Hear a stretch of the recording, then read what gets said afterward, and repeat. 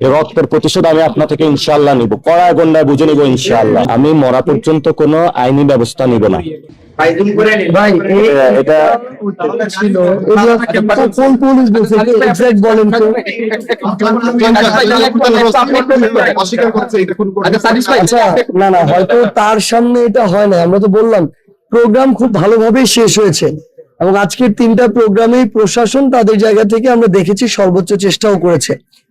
Programme পথসভা শেষ করে গাড়ি নিয়ে মুভ করার পরে 200-300 মিটার পর যখন খালি রাস্তা আসে, অন্ধকার থেকে এই ইটটা মারা হয়।